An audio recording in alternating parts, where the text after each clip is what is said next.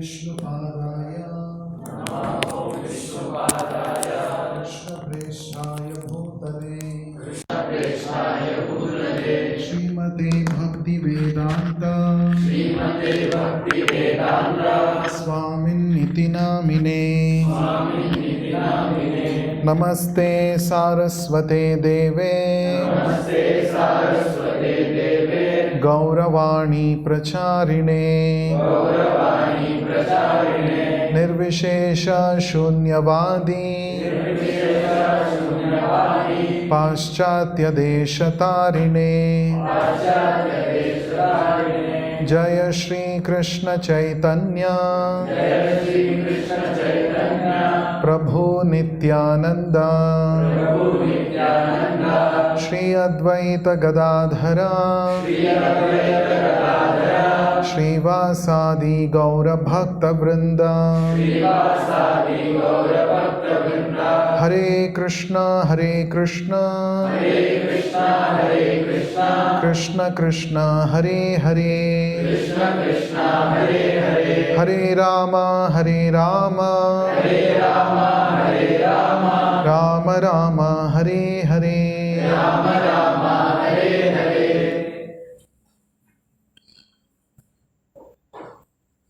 Welcome all of you once again for today's fourth session in the Gita Wisdom series. Today's topic is impact of perfect knowledge. Last week, while discussing the third chapter of the Bhagavad Gita, we spoke about understanding and acting properly. Karma-yoga is to do our duty, to do every action as an offering to God.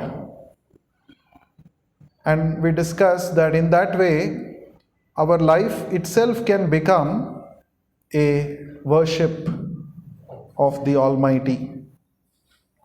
In fact, that is the meaning of the word yoga. Yoga means to always stay connected with the Lord. We all need to stay connected with the Lord because we are Amsha of God. We are part and parcel of God. Our Acharya, Srila Prabhupada, gives an example of fish outside water. You know, fish is very comfortable in its natural habitat, which is water. Now, if you take out the fish from its natural habitat and provide all kinds of facilities to it, right? You show the best movies on Netflix. You give the sweetest, food items, tastiest, made by master chefs. You can offer it.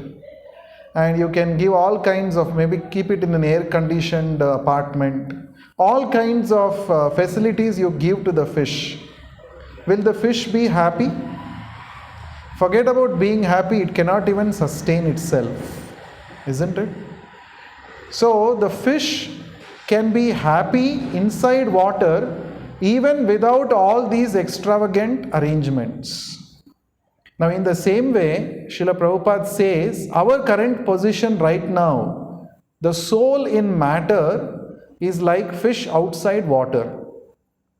That is our current position. We are actually the soul, we are not the body. Material things cannot actually give us real satisfaction. Just like the fish which is outside water, no matter whatever arrangements, best facilities you offer, the fish cannot actually sustain, it cannot be happy. In the same way, simply by making material arrangements, by eating varieties of delicacies, or by watching varieties of content, entertainments, all these things cannot actually give us real happiness. Real happiness is possible when the fish returns back to its original home. Real happiness for the soul is possible when we go back to our original position. Our original position is to be always connected with God. Our original position is to love God. So love of God is what the soul is hankering.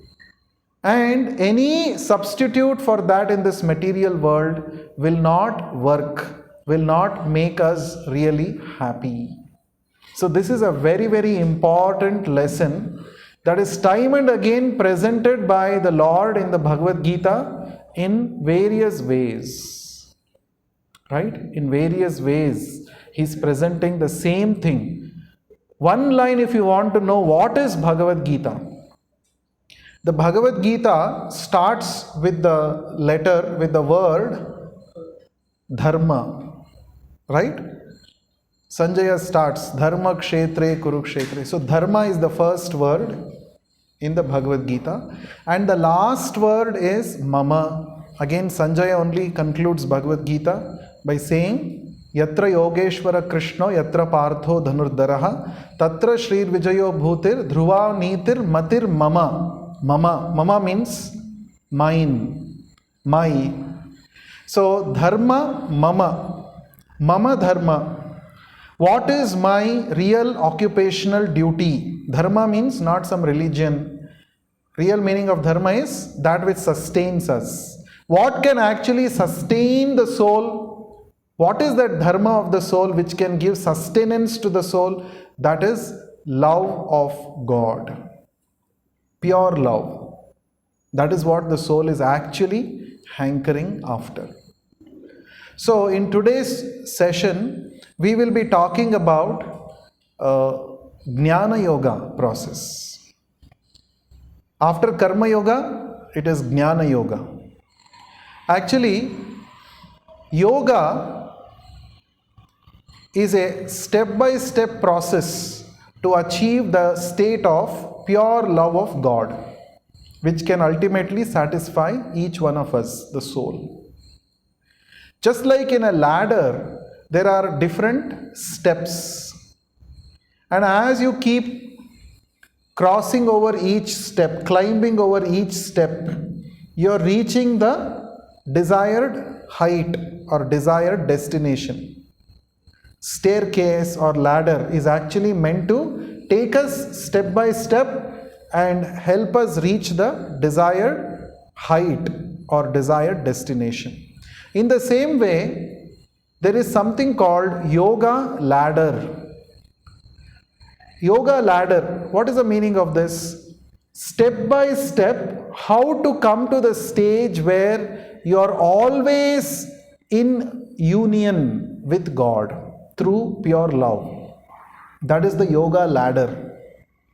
So the beginning steps is called yoga rurukshuhu.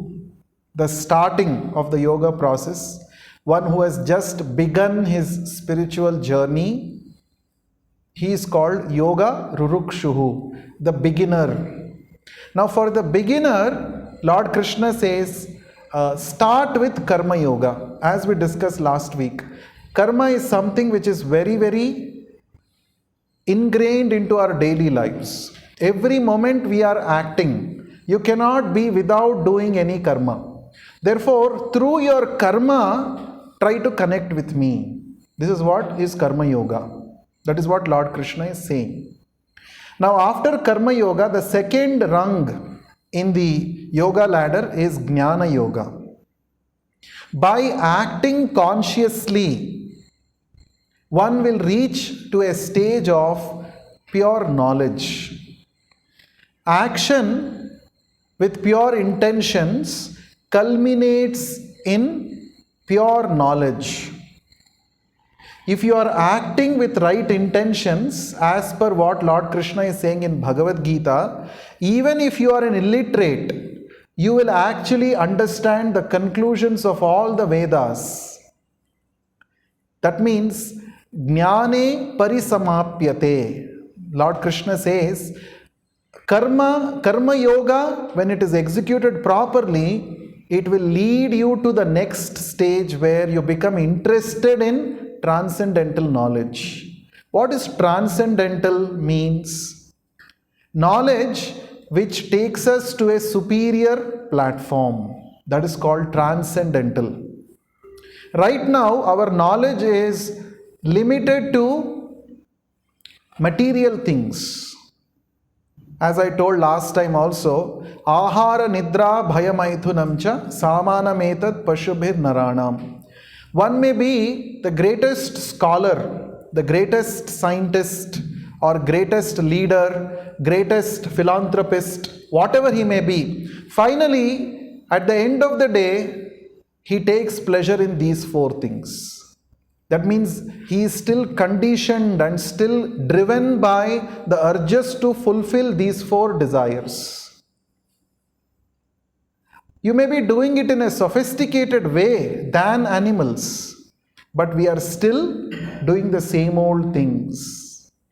Our Acharya Srila Prabhupada used to say, dog runs on four legs and we run on four wheels.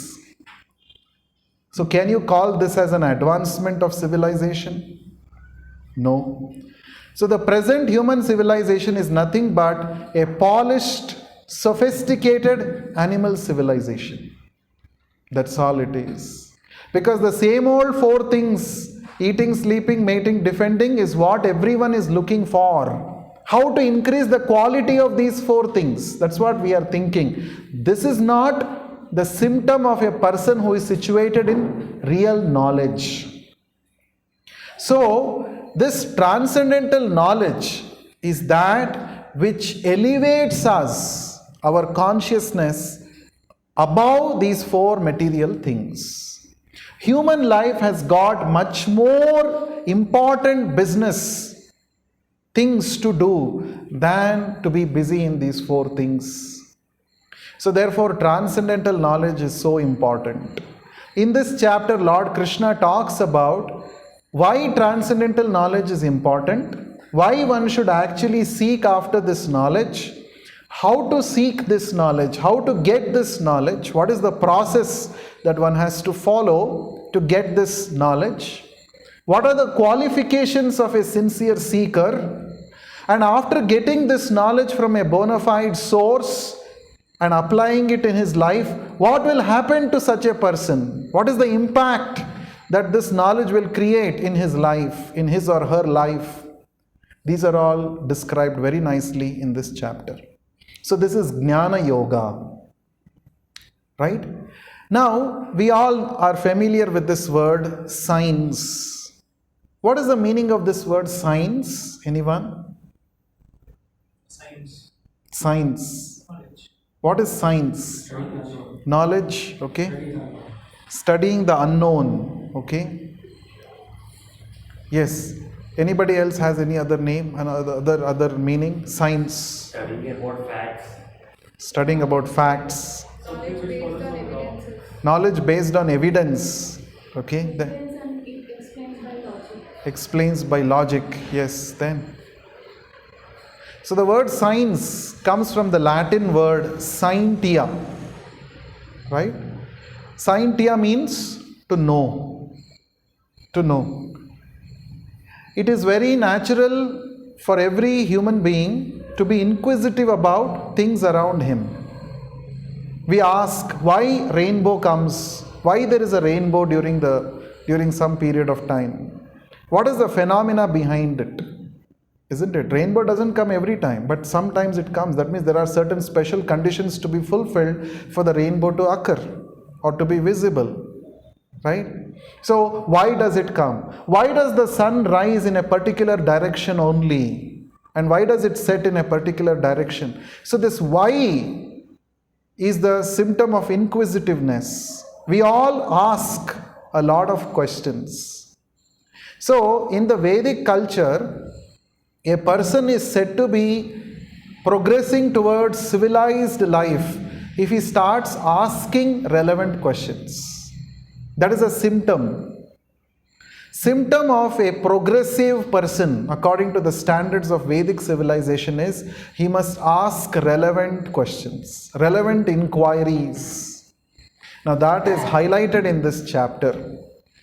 So, we will try to understand some important parts of this chapter, the fourth chapter, and then we will also see some lessons that we can imbibe in our daily lives. So first of all, the chapter begins with Bhagavad Gita's history, right? When was this Bhagavad Gita spoken? Now the Bhagavad Gita is called as Yoga Shastra. Shastra means scripture. Shastra means the knowledge which directs us. The knowledge which directs us towards the ultimate goal of life. That is Shastra.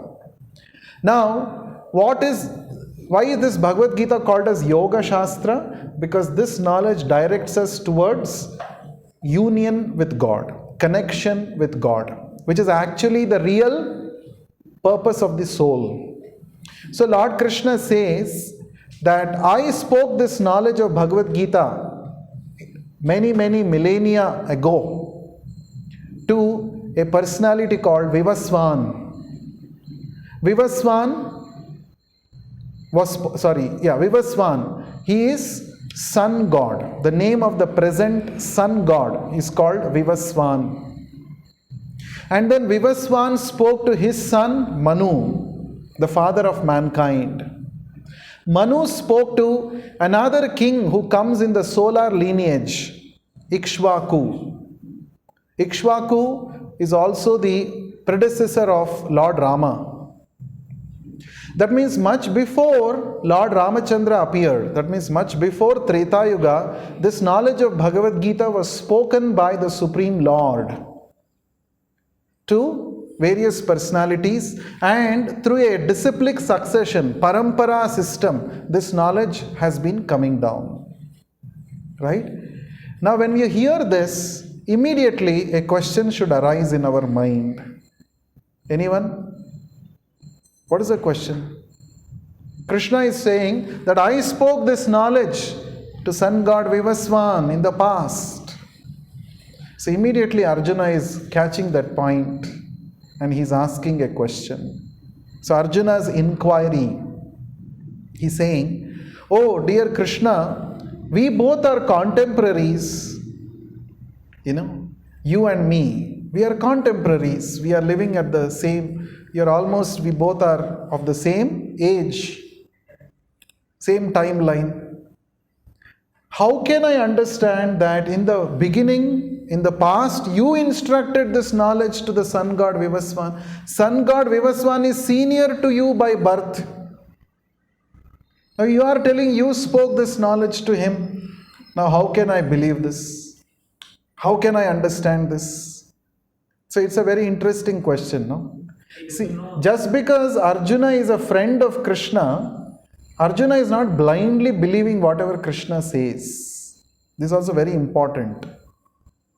Sometimes sentimentally people believe, some people, oh, he must be a holy man, he's a holy man, whatever he says I should not question, I should just accept it without doubting. No, that is not the case. Actually, when there is a proper discussion between the spiritual master and the disciple is allowed to put forward his queries. Of course, not in a challenging mood. Oh, you know great, is it? Oh, you are great, is it? You spoke to sun god, is it? How? Please prove to me. Bring me all the evidences. Bring the video footages. Then I will believe. No, that is not the mood of a proper inquirer, seeker. He will definitely have doubts. He can put it forward in a proper way. That's what Arjuna said. See, sun god is senior to you. How can I understand that you spoke this knowledge? So immediately Lord Krishna answers in 3-4 verses. He says, what is the difference between the Lord and us? This is a very important knowledge that we must understand. Right? There are some philosophers who say that I am God, you are God, everybody is God. Some people say, suppose if there is a room, here in this room where some 30 people sitting, this room is filled with so many gods. Everybody is a god. No. You cannot become God. God is God. You cannot become God. Some people say you meditate and you will become God. This kind of things are very attractive to some people. Oh yeah, I can also become God. So nice it is. It is so nice to know that I can also become God. No, you cannot become God. God is God. Prabhupada, our Acharya, says God is God, dog is dog. You cannot become something. You are godly. You are not God. Godly means what? You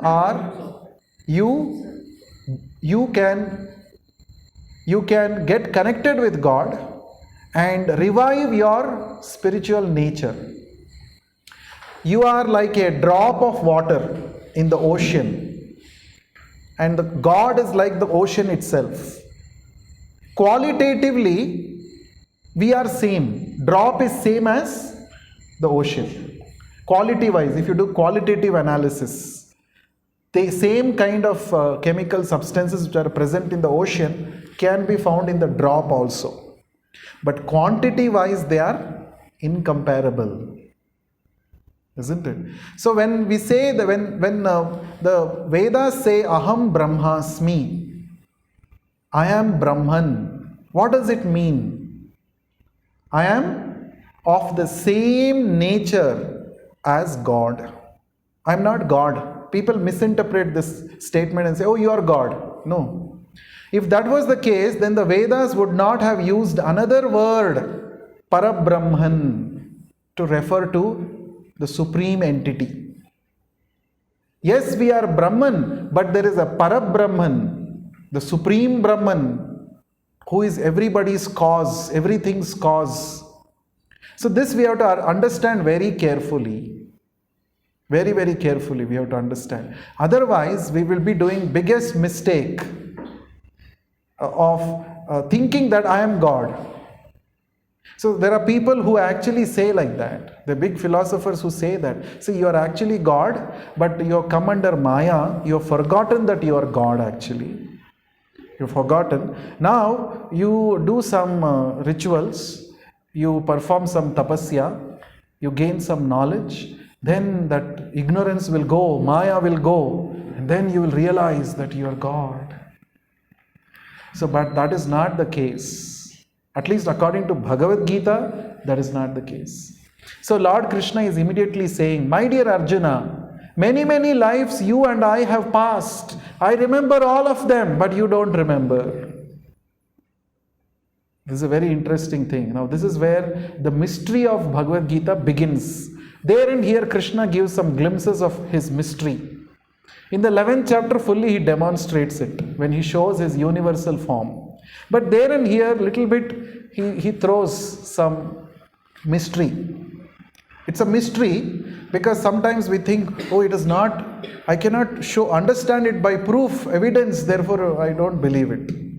But Krishna is saying something very interesting. He says, oh Arjuna, when I spoke the Bhagavad Gita to Vivaswan, you were also there. You were also there with me, but you don't remember that. I remember. Now why does only Krishna remember? Why not you and me remember? Why not Arjuna remember? Why? That is the difference. Now, in the coming chapters, one of the shlokas, Krishna says, Mrityu sarva harascha aham. Krishna says, death is the all-devouring fact. What happens at death? As we have understood in the second chapter, what is death according to Bhagavad Gita? Anyone? Very good. Change of body. That's all. You don't have to become very scared about death. Death is nothing but change of body. See how Bhagavad Gita is changing our perspective about death. Generally, people feel very scared to even talk about death. Sometimes when we talk about, in the Bhagavad Gita, death is spoken about. When we say, Swamiji, don't speak about death, they say. You are speaking so negatively. Talk something positive. Why are you talking about the topic of death? As though by avoiding talking about death, you can actually avoid death. People talk like that. Speak positively. No. Death is reality, as sure as death. No one can escape it. So, death is the all-devouring truth. What happens at the time of death? Everything that you have accumulated throughout this life, you are stripped off from those things, including your body. We take care of the body so nicely. So, it's all gone. At the time of death, you can't take even one paisa with you. You cannot say, see, I'm actually Governor of Reserve Bank of India. I have printed so many currency notes. Please allow, no, one note I will take with me. I want to remember my past life with this note. No, nothing doing, sir. Whatever you may be, no problem. Nothing you cannot take anything. Only thing that comes with you are your actions. Only your karma follows you. Whatever you have done, good or bad, that will come with you. That is inseparable from you. Otherwise, everything else is gone. Including our memory. Memory is gone. You don't remember. Suppose one of us sitting here might be Albert Einstein in the past life. Might be. That's why we have so much inclination towards science. Quite possible. But you don't even remember. It's gone. With death, it's gone. You may be one of the founding members of this institute. Forgotten, gone. They say nothing doing, you have to pass the gate exam and then only qualify. You may be the founding member of this institute, but now, no. Pass the exam, then only entry inside. See how it is? That is the nature of this material world. That is the nature. So, when Arjuna was also there when Krishna spoke, but Arjuna doesn't remember because Arjuna, like all of us, keep changing bodies, taking birth and dying. So memories are erased. Whereas Krishna does not change his bodies. That's a very important thing. Krishna does not assume a material body when he comes to this material world. He comes in his own spiritual form. Sambhavami Atma Mayaya, Krishna says in the same chapter. He says, I come as I am. So there is another class of philosophers who say that when God comes to this material world, he also comes under Maya. He also goes through the process of material birth and death. But the answer is no, it is not the case. It is not the case. He comes as he is. When we discussed on the Janmashtami day, we talked about this. When Krishna appeared as the son of Devaki and Vasudeva, first he appeared as a four-handed Vishnu form. He was beautifully decorated with so many ornaments. He was wearing some silken garments, golden crown, and Shankha, Chakra, Gada, Padma he was holding in his 4 hands. Have you seen in any maternity ward, in any of the hospitals in this world, some child born like this? No. So that is the difference. That is why God is called Ajaha. Aja. Ja means to take birth. Aja, is negative. Aja means one who is unborn. He is not born like all of us. Right? But he comes time and again as various incarnations. He comes to this material world out of his compassion towards all of us. Right? So Krishna is explaining, actually this is the difference between you and me. I never assume a material body. I never change material bodies. I never change my bodies. I'm always as I am. Therefore, even long back when I spoke Bhagavad Gita, even after many millennia, I remember that. But you keep changing, Arjuna. That's why you don't remember. Right? We keep changing. Body after body. And within one body, one life also, we keep changing so many colors. Girgit ke tarah rang badalte hain, they say, right? Like a chameleon, we keep changing colors. That is the nature of conditioned soul. We are called conditioned soul.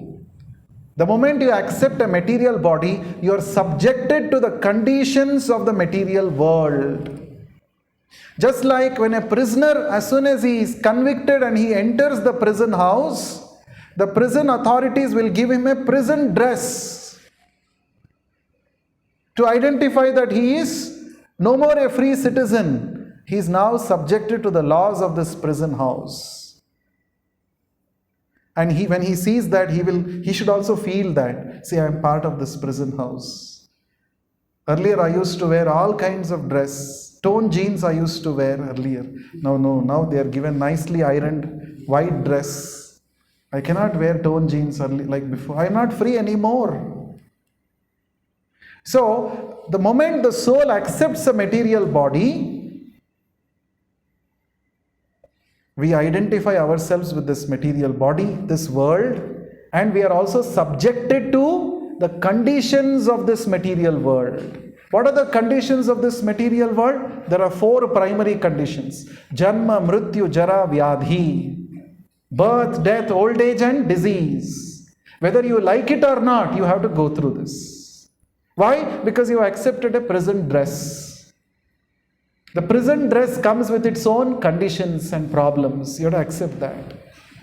Actually, the soul does not want to go through these things. But we are forced by the laws of nature to go through this. We are forced. No one can escape. No one can escape these 4 things. So that is the difference between God and us. Now, if you think that God or Krishna is also like one of us, then why should we take trouble of studying the Bhagavad Gita? Isn't it? Bhagavad Gita will also be spoken by any, let's say now I manufacture my own knowledge. Can you say it is perfect knowledge? Why it is not perfect knowledge? Why? Because that knowledge is built in this level. It won't be applicable all the time. For a short span of time, that can work for it. Okay. You are not good. Yeah. I am not perfect. If I am not perfect, how can the knowledge which I manufacture using my imperfect brain, based on what my imperfect senses perceive, how can that knowledge be perfect? Isn't it? But Krishna is free from all those imperfections. Therefore, Bhagavad Gita knowledge is perfect. It's a very important understanding we should have. Bhagavad Gita is not any other book written by some person who got some enlightenment, some self-help book. People write, a lot of books they write. Bhagavad Gita is not one such book written by any Tom, Dick and Harry. Bhagavad Gita is knowledge spoken from the perfect person. That is very important. If we think that Krishna, the speaker of Bhagavad Gita, is also having limitations like us, then we don't have to spend time reading this imperfect book. So it's not an imperfect book because it is spoken by the perfect person who is free from all defects. The scriptures talk about 4 kinds of defects that every conditioned soul of this world has. Right? First one, Karana Patava. We have imperfect senses. Imperfect senses means I cannot fully trust whatever information this senses is gathering and processing is to be correct. We can't. Many times our own eyes will cheat us. Correct? Optical illusions. Our own eyes will cheat us. So therefore, that is the first, imperfect senses. Second one, tendency to commit mistakes. Vipralipsa. We all have the tendency to make mistakes. To err is human, we say. Why? Because every human being has this tendency to make mistakes. No one is Mr. Perfect or Miss Perfect here. Everyone makes mistakes. That is why eraser is invented. That's why there is a backspace key on the keyboard. Because we all make mistakes. It has to be corrected. And thirdly, we have the tendency to cheat others. We would like to take the opportunity to exploit others and cheat them. Have we all done some cheating in our school days, the exam times? In some or the other way, we would have cheated. So we have the tendency to cheat. And Brahma is the fourth one. We are prone to be illusioned. Brahma. Not Brahma. Brahma. Brahma means illusion.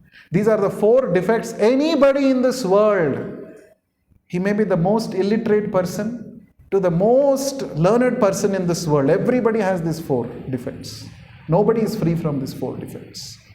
Therefore, this knowledge which we manufacture or which we realize or which we do gain by experimentation, observation, will be tinged with these four kinds of defects.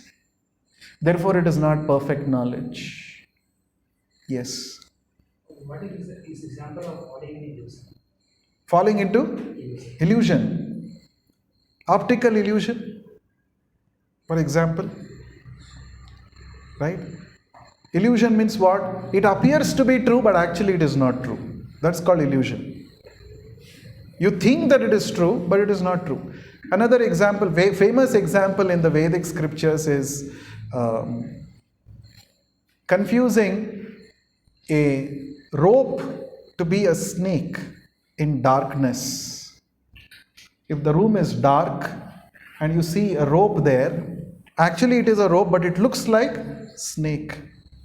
And you will become afraid of it. Actually, there is no need to be afraid. That's an illusion. Illusion makes you believe that it is true, but it is not true. That's called illusion. So, the knowledge that we manufacture will be tinged with these four kinds of defects. Therefore, it cannot be perfect knowledge. It cannot be perfect knowledge. That is why Bhagavad Gita is so important. So Bhagavad Gita is spoken by the Supreme Lord Krishna, who is above all these four defects. Right? And then Lord Krishna says the reason why he comes to this material world.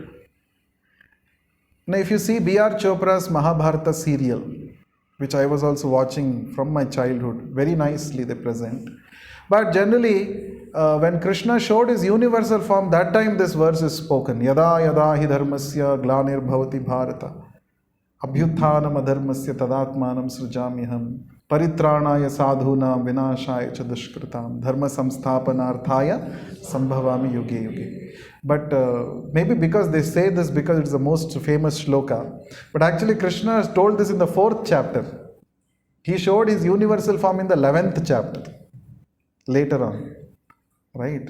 Anyway, so the point is, Krishna is saying, even though I am Aja, even though I have nothing to do, but still I come to this material world, time and again, to protect my devotees, to destroy the miscreants, and to establish real dharma.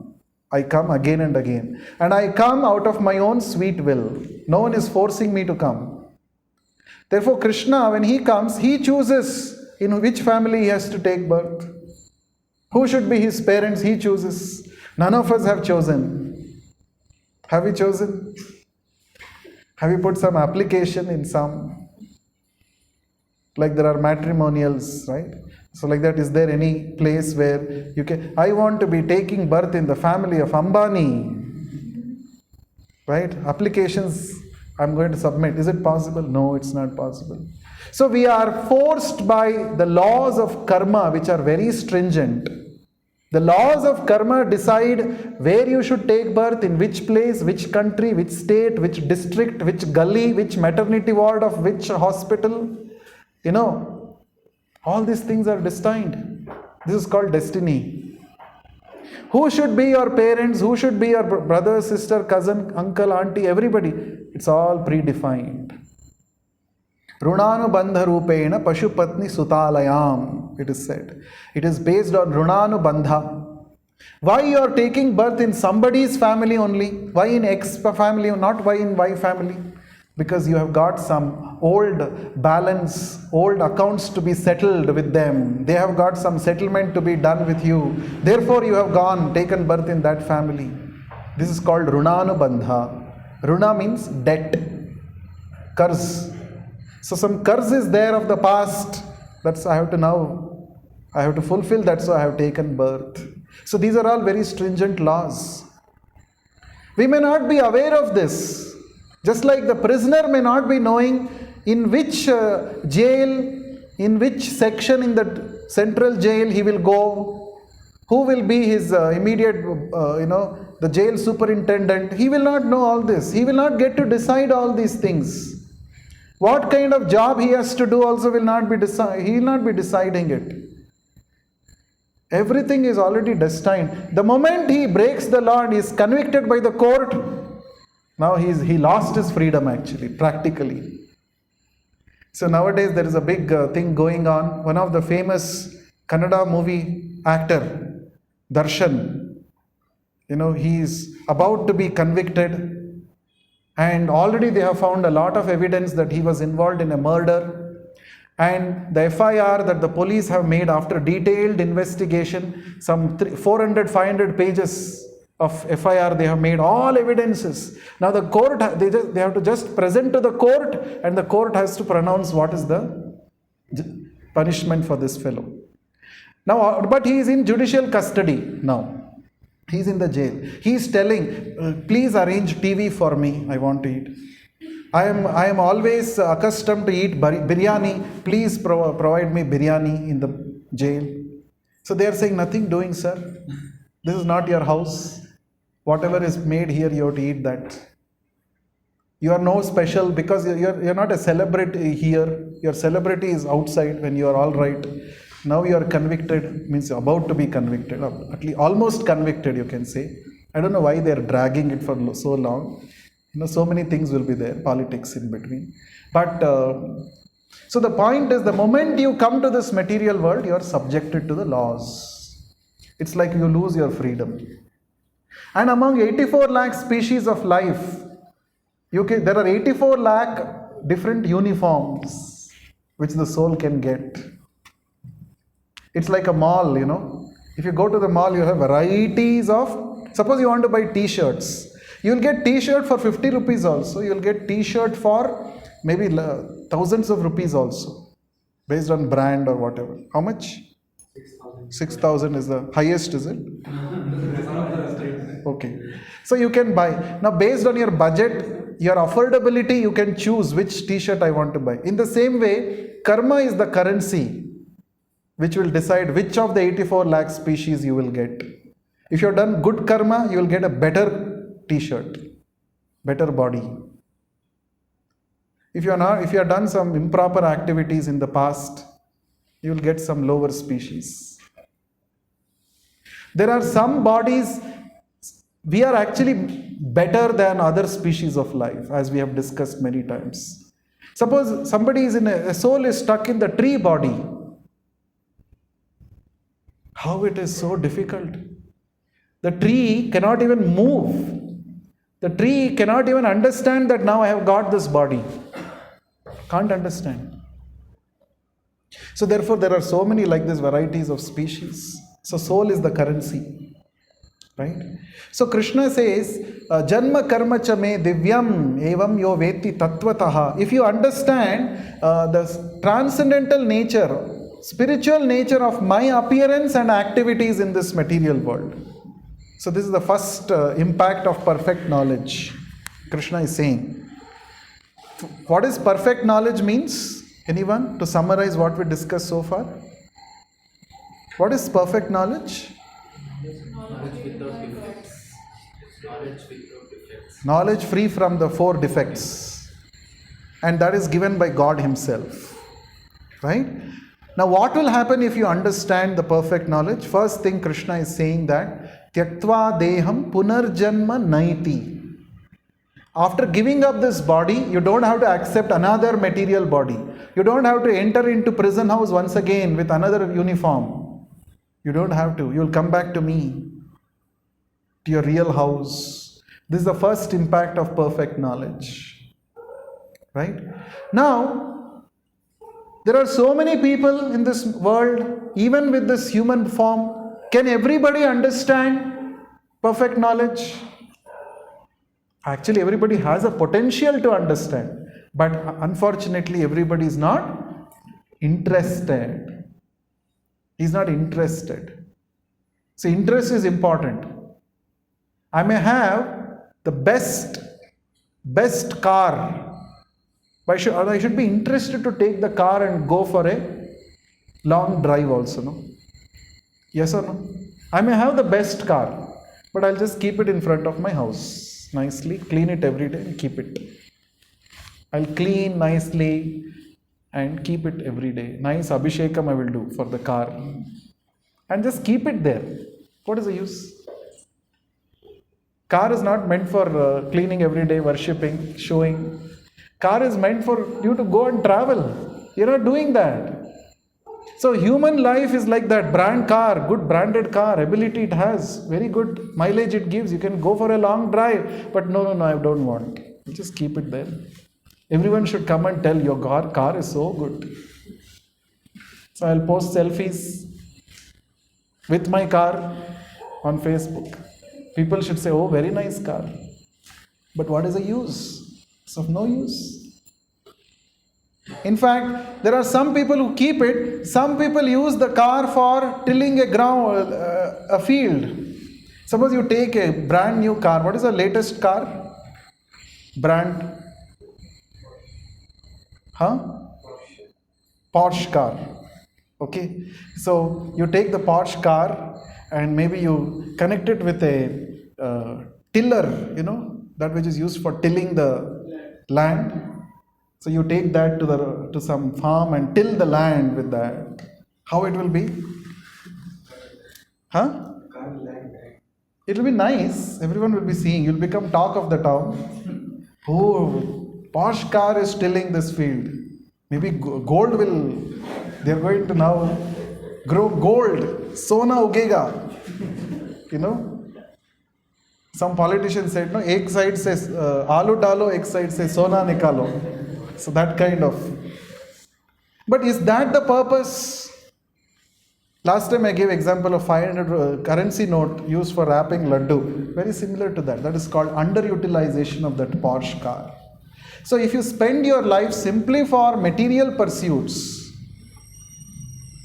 we are like that, using Porsche car for tilling the land. Underutilization. So Krishna is saying the real utilization of human form is to get this perfect knowledge. There are lot of people who say, to be born poor is not your problem, but you should not die poor. People say this, right?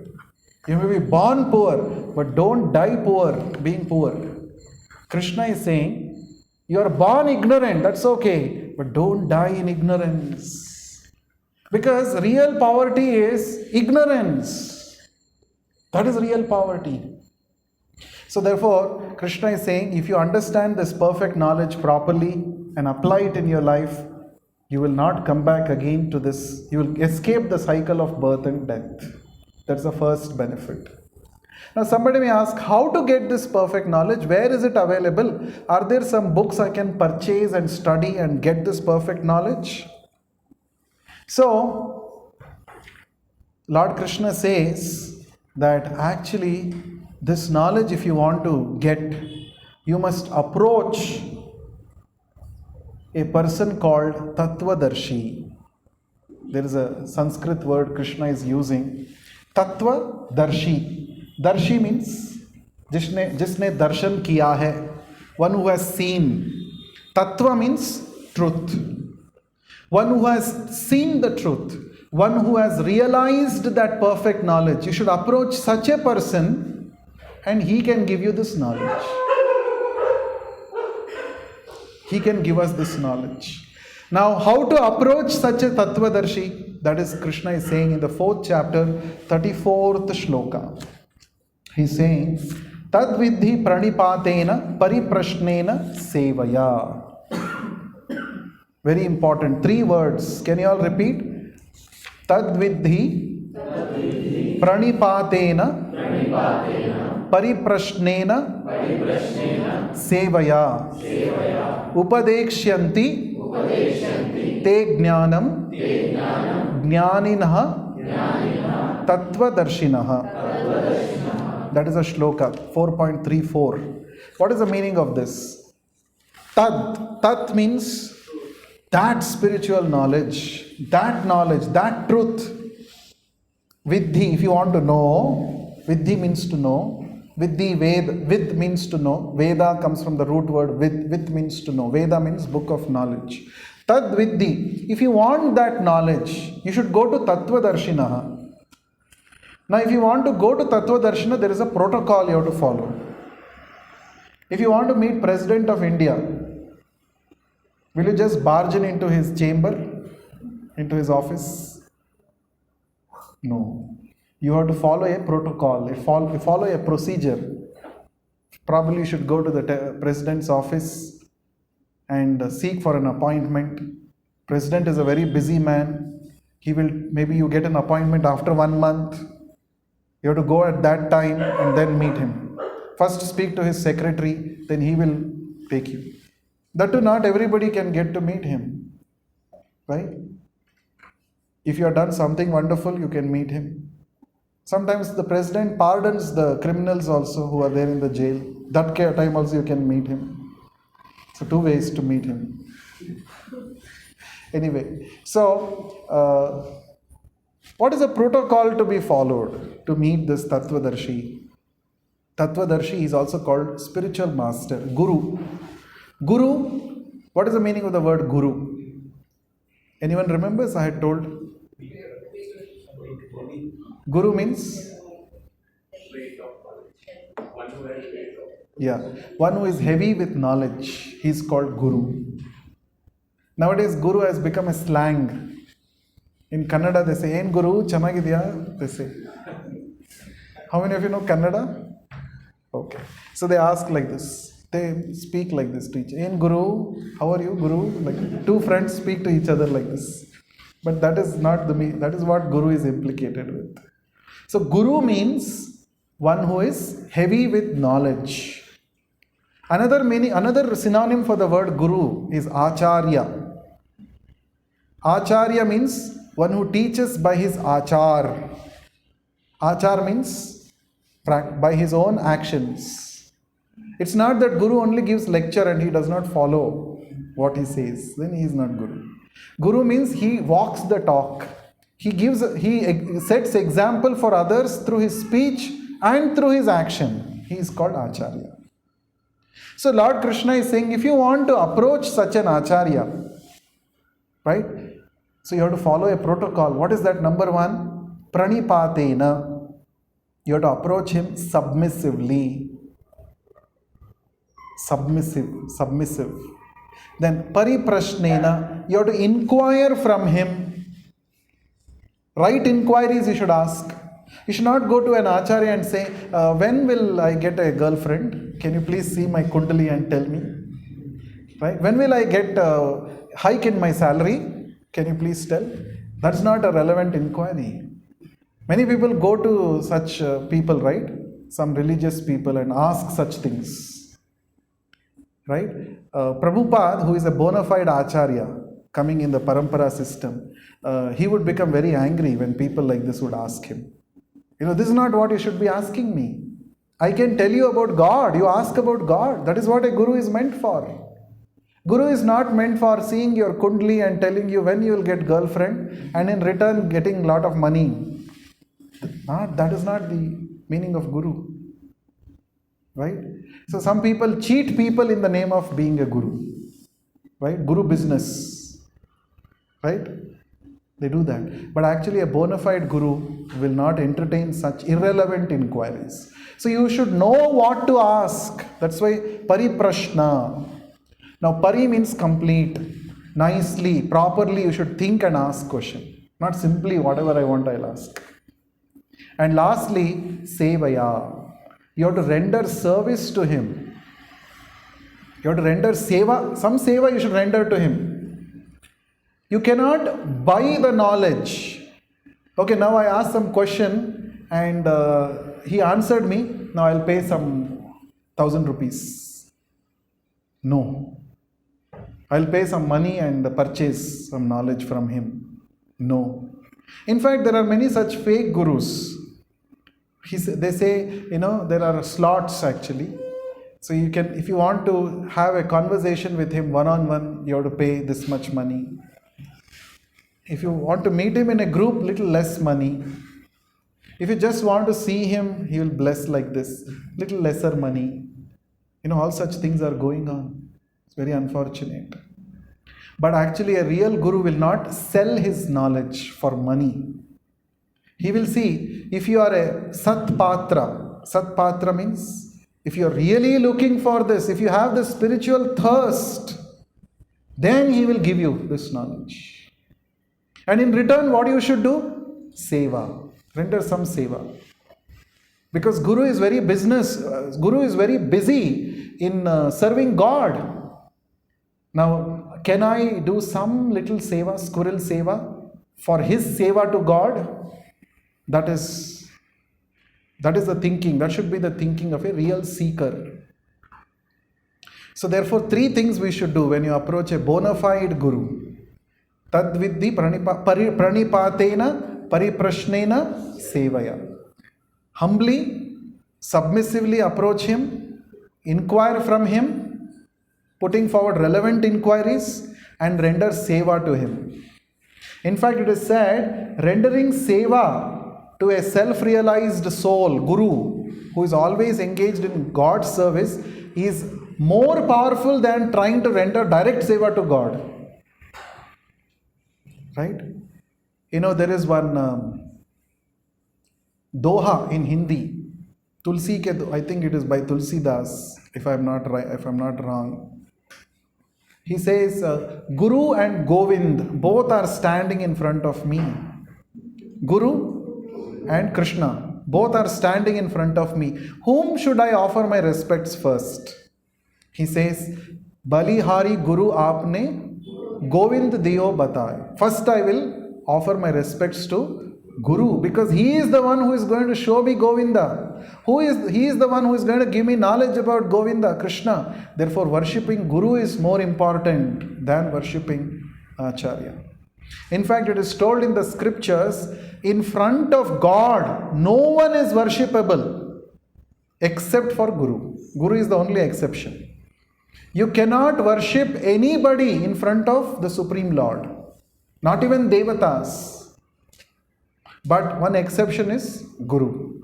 Guru should be worshipped even in front of God. Before you do Krishna Puja, you should do Guru Puja. Now, Puja or Upasana, in Bhagavad Gita, 14th chapter, Krishna says, Acharyopasana. You have to do Upasana of Acharya. Generally, Upasana means we think worship. That is one level of meaning. Another meaning is Upasana means to approach.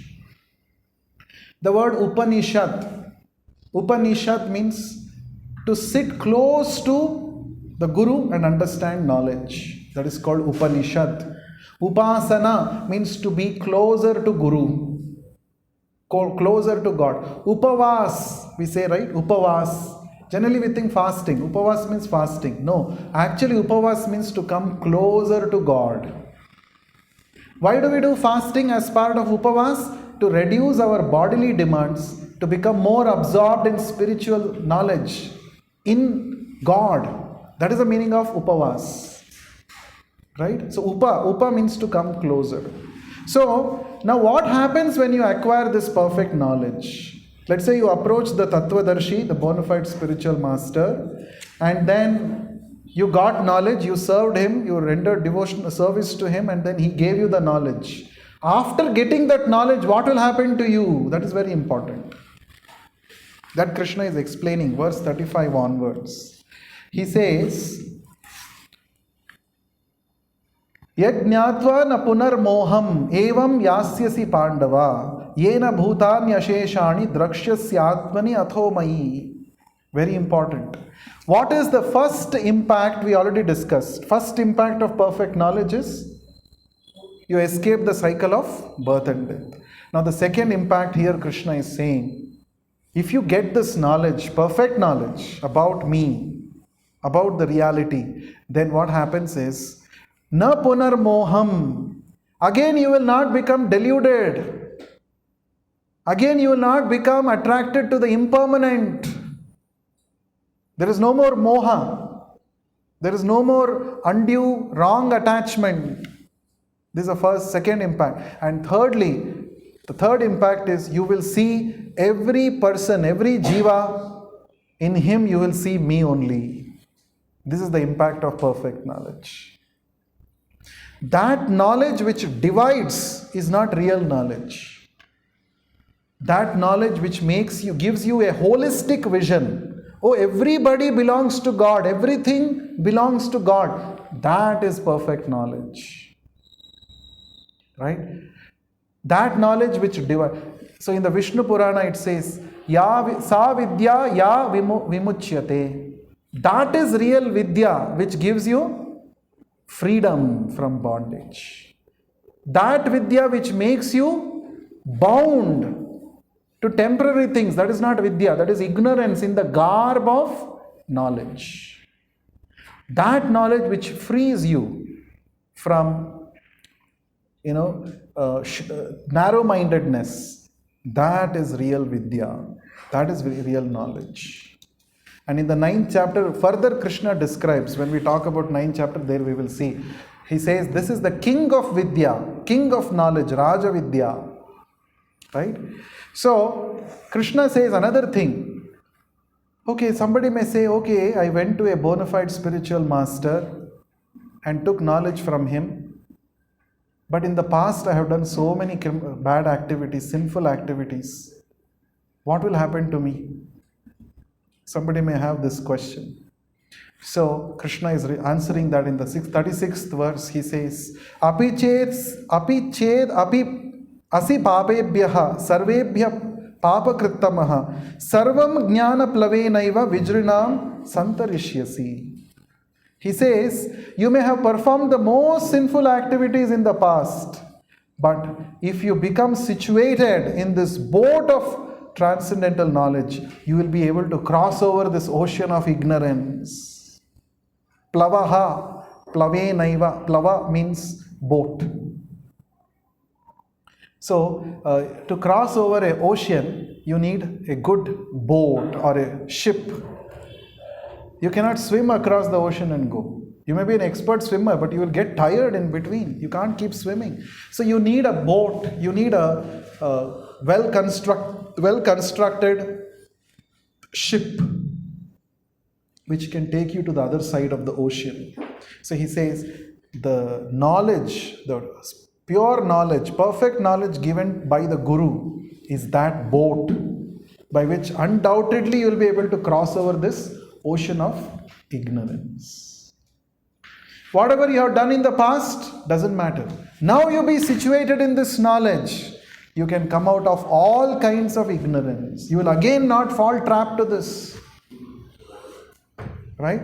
So this is a very important, that means this knowledge is transforming knowledge, transformational knowledge. Right? So material knowledge is what? Information, but no transformation. That is material knowledge. It's just information. Yeah, Laplace transforms. Right? Fourier transforms, Fourier series. I learned so many things. What is the use of that?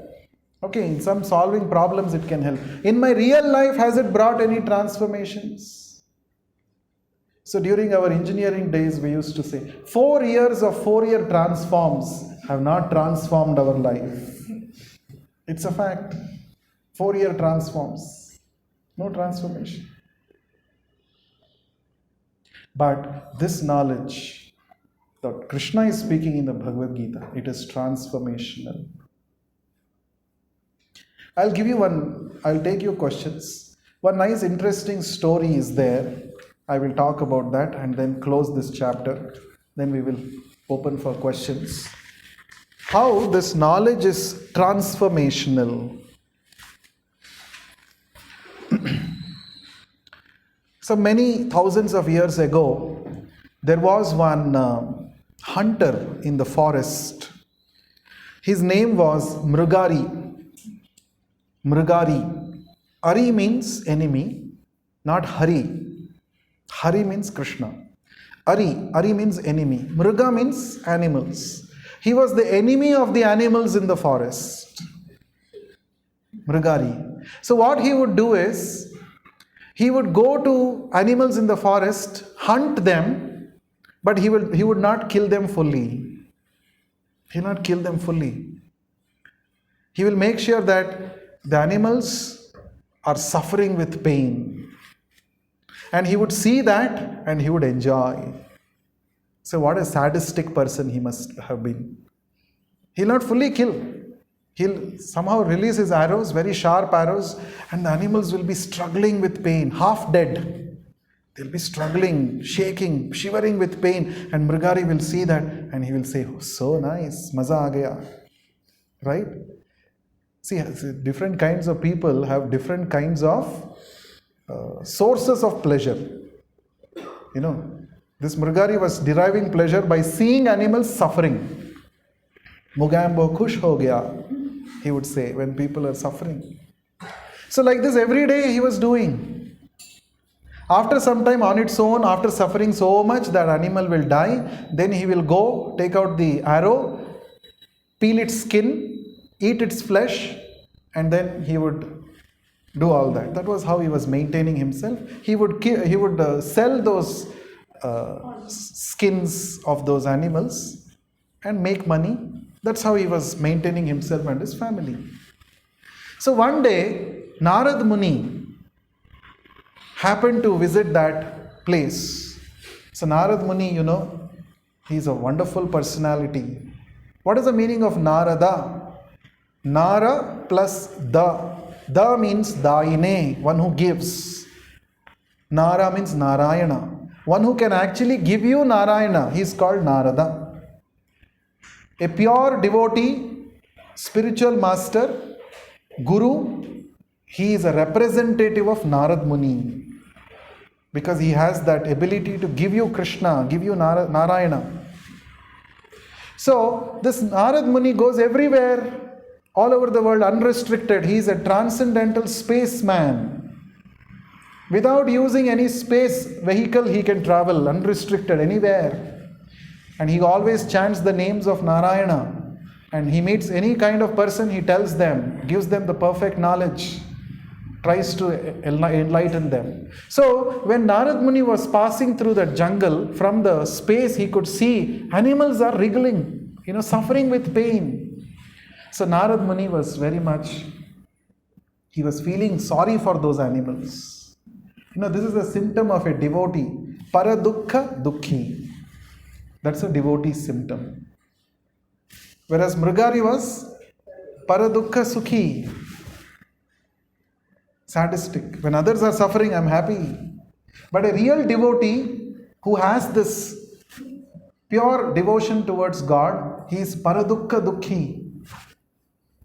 So he saw, what is this? Why these animals are suffering? So he came down and he wanted to know who has caused this kind of a suffering. And then the Mrigari came. He said, I have done this. He was so proud of it. I have killed this. I have half killed these animals. So Narad Muni spoke to him and he said, you see, why have you done such a thing? Why don't you kill them fully? Then he said, no, this is what knowledge which I have got from my father.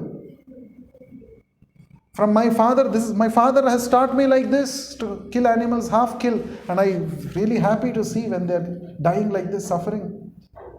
So then Narad Muni began to explain the Karma Siddhanta. He talked about what happens when you are giving so much suffering to these creatures, you will have to suffer like this in the future. Tit for tat. Every action has an equal and opposite reaction. Newton's third law. He said, this is what is going to happen. You will also suffer. And in your entire lifetime, you have killed thousands and thousands of animals. You have to take birth thousands and thousands of times and be killed in this way. So when Narad Muni was speaking out of genuine compassion, both towards the animals and towards Mrigari, Narad Muni was genuinely compassionate. So, when a pure devotee speaks, when you hear, it really touches the soul. You really feel touched. So, immediately this Mrigari started feeling guilty about his activities. And he said, oh, I have done so much sinful activities. That is the power of sadhu sangha. Right? When you meet a genuine sadhu, by hearing his instructions, you will actually feel that, oh, I have not actually utilized my human life properly. When will I start utilizing it properly? So Mrugari started feeling such a thing, and he said, please tell me something. How can I become free from this sinful life? So then Narad Muni said, see, from today onwards, you should stop killing these animals. Throw away your bow and arrow. Stop killing. Stop this sinful life. So then Mrugari said, oh, if I do that, what will happen to me and my family? We will die of starvation because I don't know any other way how to earn money. This is the only way I am earning money. So Narad Muni said, don't worry about that. I will take care of that. You want food every day for yourself and your family? That I will. Krishna will arrange. You don't worry. Now you stop the sinful activities and simply sit down and chant the holy names of God.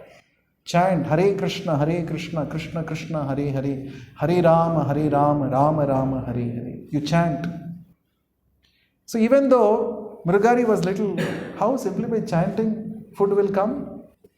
He had this doubt.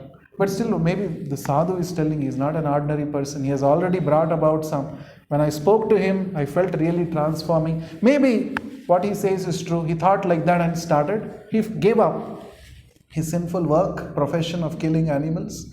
And he and his wife, in front of their cottage, they sowed a tulsi plant. And in front of tulsi plant, they were sitting and chanting. Meanwhile, this news spread to the neighboring villages that Mrugari has become, from hunter, he has become a devotee, he has become a sadhu. Right? So, this news spread, and everybody who were earlier afraid of even talking about Mrugari, forget about seeing him, they said, we should go and see what is happening. We should go and see.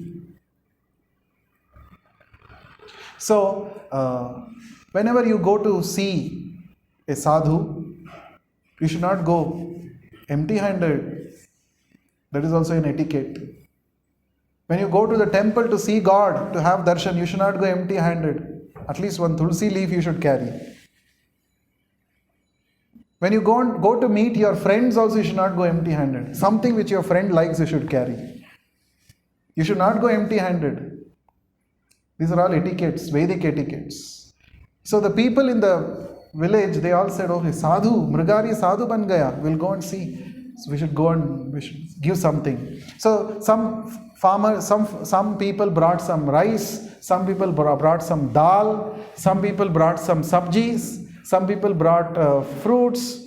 So different varieties. So because it's a very fascinating thing, how a hunter became a devotee, everybody came. News spread like this, like wildfire. Everybody came and everybody brought something or the other. And so much they brought that it was more than sufficient for Mrugari and his family. So every day people would come and bring something. So what they would do, the husband and wife, they would cook nice food, offer to Krishna and distribute prasad to everybody. So everybody who came to see, they would give some raw materials. In return, they would get prasadam. Like this, every day it was happening like this. So his problem was solved in this way. He doesn't have to go and kill animals and maintain himself and his family. See, that is the power of hearing from a pure devotee, Acharya. And then after some time, Narad Muni wanted to come and see the progress of his new disciple. What is happening? Is he progressing like this? So he brought his another friend with him. His name was Parvata Muni. Both are friends. Narad Muni, Parvata Muni. Friends. He said, I'll show you one tamasha. Come. See, this person who was actually a hunter, crazy fellow, now he has become so good devotee. So, Narad Muni and Parvata Muni, they came from a long distance. Mrugari was sitting and chanting. He could see his guru has come.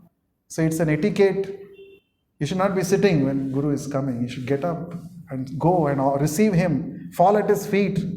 So Murugari was feeling so happy. This person who has changed my life has come. So he stood up, started walking towards Narad Muni. But on the way he saw there were ants. So he was very cautious not to kill those ants by stamping on them.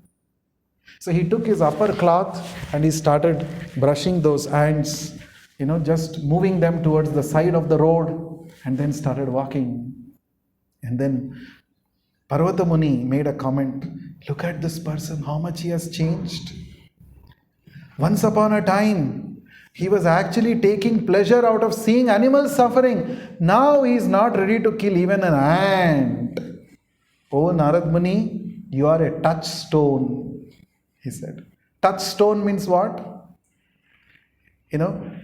Anything which comes in touch with it transforms gold. It becomes gold. That is called touchstone. In the Vaikuntha, every house is made of touchstone. Chintamani stone it is called. Oh Narad Muni, you are really a touchstone, Chintamani. What a transformation you have brought. This is the transformation which can happen to each one of us. When you receive pure knowledge from bona fide spiritual master. And who is a bona fide spiritual master? That is Krishna is explaining in this chapter. Evam parampara praptam. The acharya, bona fide acharya should come in the proper parampara system. He should not manufacture his own knowledge. He has to present the knowledge as it is without changing. Then the impact will be, you can really feel it. So whatever we are discussing in our sessions here, based on this book Bhagavad Gita as it is, the author is Srila Prabhupada. He is a bona fide spiritual master. He is the 32nd Acharya in the Brahma Madhva Gaudiya Sampradaya. He is coming in a proper parampara system. And he took this knowledge to the West. And many Mrigaris there got transformed. Before Prabhupada went to the West, there were many Indian sadhus, sannyasis who had gone to spread the knowledge of Bhagavad Gita. But none could create such a deep impact that Swami Prabhupada did. Right? So when he started doing his preaching work in the US, with a small place he started, he would go to a place called Tompkins Square Park. He would go with his kartal and sing, and in the evening lot of people would come and gather around him. And then he would speak about Bhagavad Gita. And most of those youngsters, they were called hippies. They were drug addicts. And after hearing from Prabhupada, they gave up their addiction. They gave up their activities like meat eating, intoxication, illicit sex, gambling, all of these things they gave up. That was because of the purity of knowledge that they received. Right? That is why Krishna is saying in the Bhagavad Gita, this 4th chapter, Nahi jnanena sadrusham pavitram iha vidyate. Oh Arjuna, there is nothing more purifying than this knowledge. Right? So therefore, what is that knowledge? The knowledge that I am not this body, I am soul. The knowledge that I belong to Krishna, I have an eternal relationship with Krishna. And I have to connect to Krishna. I have to become his devotee. I have to lead my life based on what he is saying. This is that transcendental knowledge. And this knowledge brings about transformation. So, simply by understanding this knowledge and chanting the Hare Krishna Mahamantra, we can actually see positive transformation in our lives. It's a fact. Right? About 16 years ago, when I came in touch with this knowledge, it actually brought about transformation in my life. Right? I was a person who was Of course, I was seeking knowledge, I was reading so many books, right? But one thing that I could see in my life, I was a coffee addict. I used to drink easily 4 or 5 cups of coffee a day. It was like any time coffee. It was like that. So, but after that, after I started chanting, I said, I don't have to depend on one glass of coffee for my peace of mind. Somehow I had got addicted to it. So, real happiness does not come from a cup of coffee, or somebody may say, I will drink whatever. No. If you want to stay high, you chant the Lord's names. You can stay high forever. So all these kinds of addictions and these external dependencies for happiness, these are all not really going to help us. It's going to make us addicted, and it's going to make us weak from within. So that is the transformation that can happen if we actually take up this Bhagavad Gita knowledge very seriously, and especially the chanting of Hare Krishna Mahamantra, which is recommended in the Bhagavad Gita itself. If you can take it very seriously, you can become free from all kinds of external addictions. You can lead a happy, contented, satisfied life based on pure knowledge, perfect knowledge. So with this, we'll close. Any questions anyone has? Please distribute the beads. Yes. Start of the session, they said how Krishna had told much before than Arjuna Yeah. about the knowledge of Bhagavad Gita. So it is also said that the value of the people started reducing from Satya Yuga to Treta Yuga to Dwapara, to this Yuga, Kali Yuga. So it vanished in those yugas where the values were much better than the present yuga. Then how did Bhagavad Gita, knowledge of Bhagavad Gita is still existing in this? Through the parampara system. Parampara system makes sure that the knowledge is present. It is carried forward as it is, without changes. Yeah, that is where my question comes. So parampara system have been much better in the system where, in the times where the values of people were much better, right? So that is how, like, as far as I know, that Satya Yuga has better. No doubt, in the other yugas, people's ability to practice dharma was much better. Interest also was much greater. But that doesn't mean that the knowledge that we have today through the parampara system is any less. The knowledge is maintained as it is. Parampara will be lost when I add or subtract something from the knowledge. When I am just passing it as it is, its purity is maintained. Its impact can be seen even today.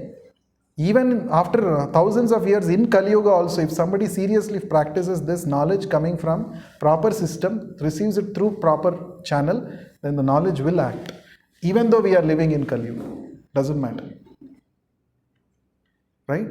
Actually, if the genuinity of the seeker and the purity of the source, these two things are important. Then the knowledge will act. Prabhupada gives example of medicine.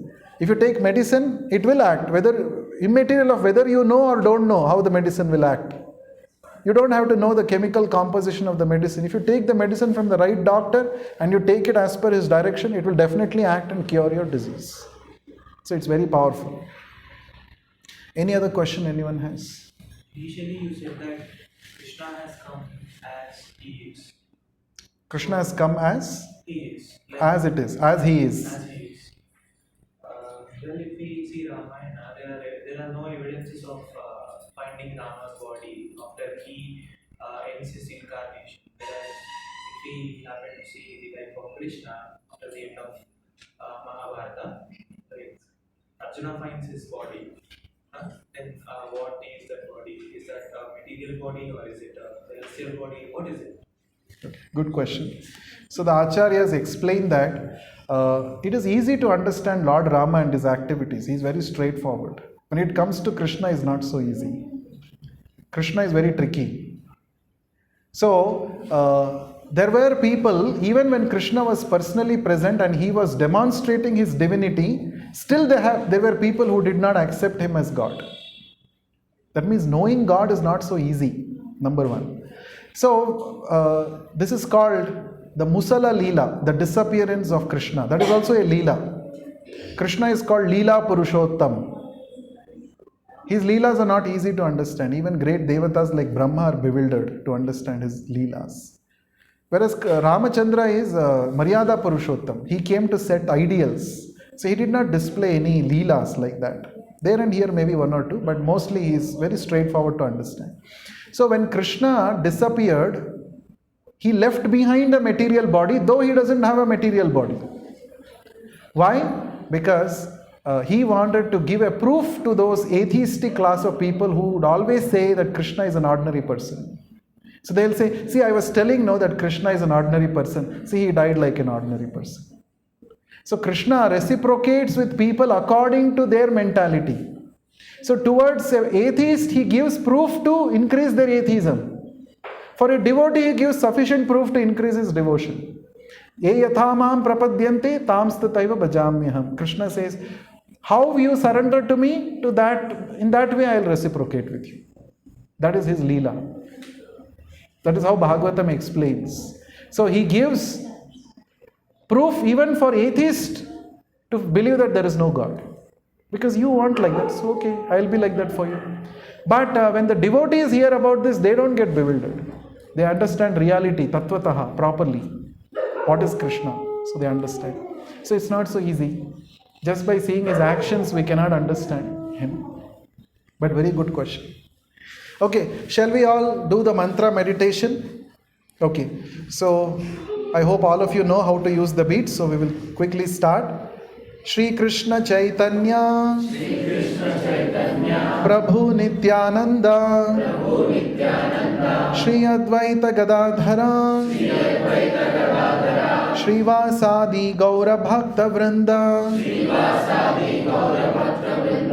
So today what we will do for a change, we will all chant at our own pace. Okay? You don't have to chant together. We will chant at our own pace. Make sure that you hear your own voice. And when your mind goes there and here, bring the mind back on the sound. Okay? Hare Krishna, Krishna Krishna, Hare Hare, Hare Ram, Ram Ram, Hare Hare, Hare Krishna, Krishna Krishna, Hare Hare, Hare Ram, Ram, Hare Hare, Hare Krishna, Krishna Krishna, Hare Hare, Hare Ram, Ram, Hare Hare, Hare Krishna, Krishna Krishna, Hare Hare, Hare Ram, Ram, Hare Hare, Hare Krishna, Krishna.